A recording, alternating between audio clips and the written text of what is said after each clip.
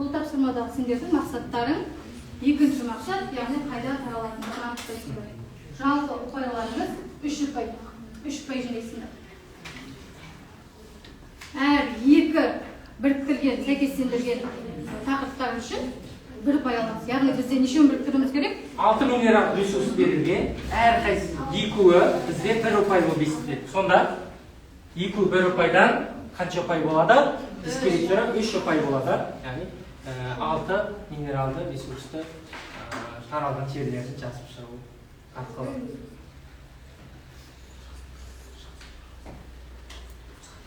Кім шығады тақтаға? Жақсы, бірінші бізде полиметалл кендері қайда дейсіз?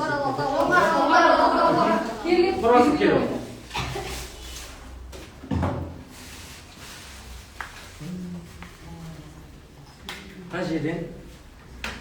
Қай жерге деді? Біз соңғыр алатау? Соны алып келесің.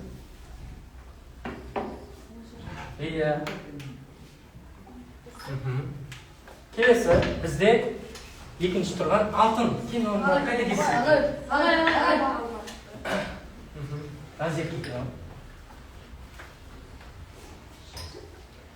Көбінесе Қазақстанның қай жағында кездеседі алтын кендері? Шығыс Қазақстанда кездеседі бар?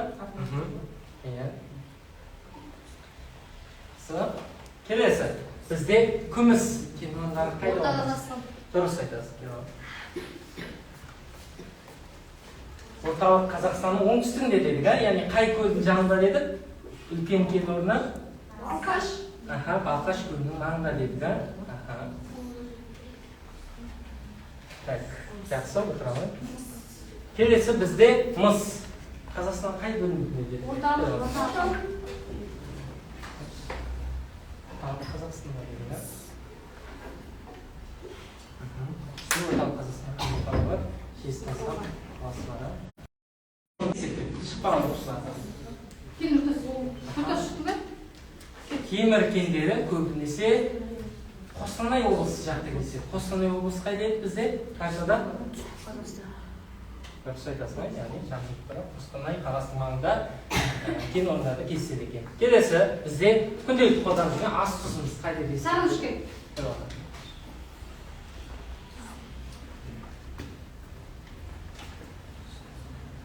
Ас тұзын бізде қай теңізден алатын еді? Арал теңізінен. Жақсы, ақырақта тексеріп көрейік. Шуаттарымыз дұрыс екен. Соңғы тапсырма біздегі топтық жұмыс. Топтаса қойыңдар ортаға. 4 балдан тұрады. Соңғы мақсатты орындаймыз. Дескриптор беріліп тұр. Мен сіздерге сұйық май. Кәдімгі үйдегі сұйық май. Су мен сұйық май араласа ма? Жоқ. Араласпайды. Бізде мынандай нәрсе бар. Үйлеріңіздегі пайдаланып жүрген ыдыс жуатында, кір жуатында, сұйық немесе қатты сабындарыңыздың құрамында қандай элемент кездеседі? Натрий. Натрий деп отқанымыз қатты сабында кездеседі. Калий деп отқанымыз сұйық сабында кездеседі. Енді мынау сендерге тәжірибе, әрқайсысын өздеріңізге алыңдар. Еріткіш, жаңағы біздің қатты сұйық сабындарымыз қалай ерітетінін білуіміз қажет. Мен сендерге ерітіндіні берем. Осы арқылы әрқайсысына бір тамшыдан тамызасыңдар.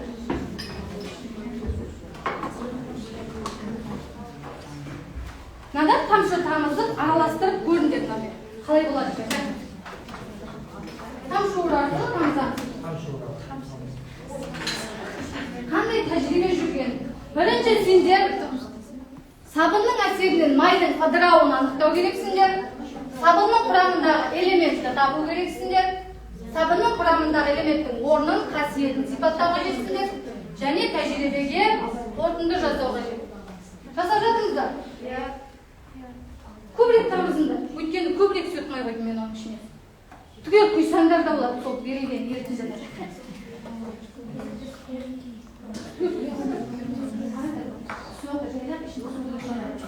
Егер мән беріп байқап қарасаңдар, май дөңгелеп түйіршік болып, сумен не істеп жатыр? Араласып жатыр.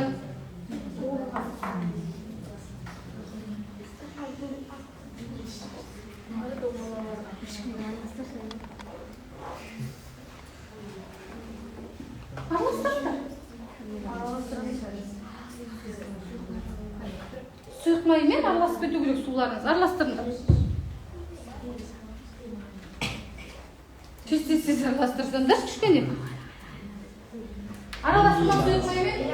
Басында екі қабаты болып тұрады, одан кейін не істеді? Осында ішін қарап көріңдерші, майда түйіршіктер бар екен майда. Ненің әсерінен ереді? Сұйықтық не бар еді сұйықтықтың ішінде? Натрий қарапайым білмейсіңдер ғой, иә? Бүгінгі тақырыптан кейін құрамында қандай элемент бар деп ойлаймыз енді? Натрий және калий элементтер бар екен. Жақсы. Сұраққа жауап беріңдер. Бірінші топ. Бірінші сұрақ. Тамырын әсерінен майдың осы ыдырауы. Қалай ыдырады? Ортасы. Тамшы тамызған сайын не істеді? Ыдырап бастады. Натрий ыдырап май. Дұрыс. Келесі, екінші топ. Сабынның құрамында қандай элемент бар еді? Калий, натрий. Жақсы. Үшінші топ. Сабынның құрамындағы элементтің орнын айтыңдар. Қай элемент нешінші топ, нешінші периодта орналасқан? Бірінші топ. Үшінші период қай элемент? Үш топ. Натрий. Бұдан кейін Үшінші период. Калий. Жақсы. Келесі, тәжірибеге қорытынды жасаңдаршы енді маған. Кім айтады қорытынды? Бастапқыда ол екі май мен су бөлек тұрды. Сосын біз не?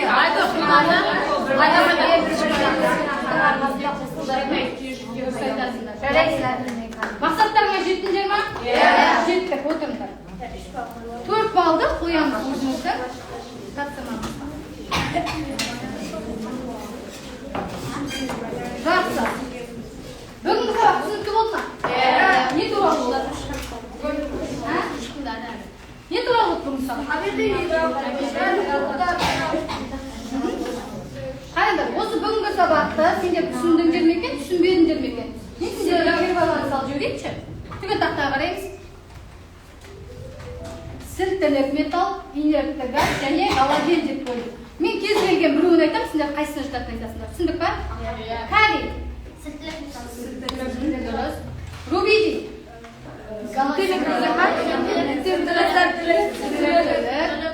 Хлор 2.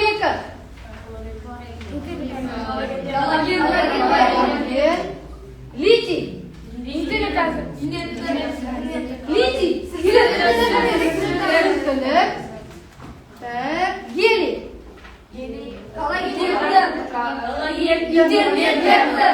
Интернетті емес, инертті газдар. Неон.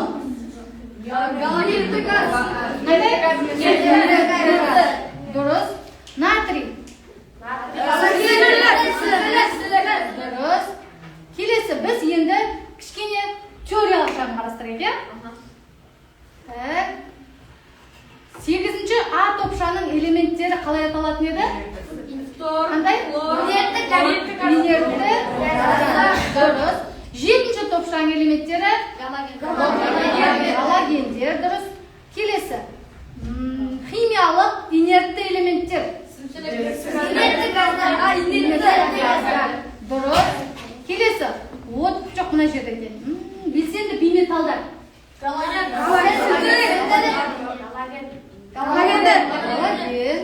Бірінші А топшаның элементтері. Жақсы. Уақыттың шектеулігіне байланысты осымен тоқтатайық, иә? Жақсы. Бізде дұрыс белгілеген жауаптарымыз. Бүгінгі сабаққа жақсы түсінген екенбіз, иә? Келесі, мен сіздерді бағалап жіберейін. Үйге тапсырманы алып алыңдар. 15-ші параграф. Одан кейін біліміңді тексеріп аламыз, үйге орындап келесіңдер. Ал қазір маған қолдарыңдағы билеттеріңді жинап бере қойыңдар. Так, аяулыңдар. 7 ұпай. Кері байланыс жасауында сабақ туралы ойлаңыз. 7 ұпай. Мен сабақ ұнады ма? Айдарбекте 7 ұпай. Арайлым 7.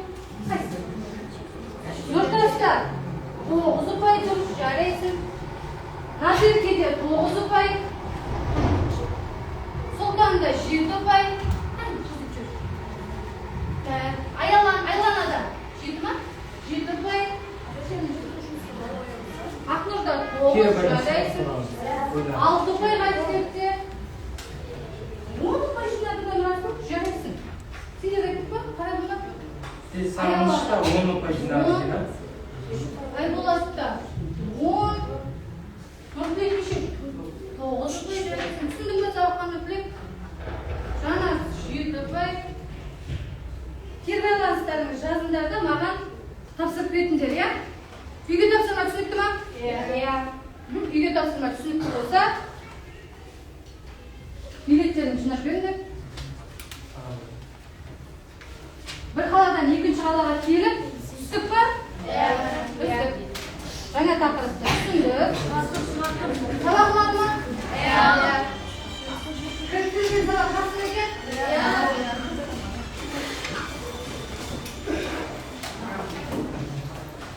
Қайдасыңдар?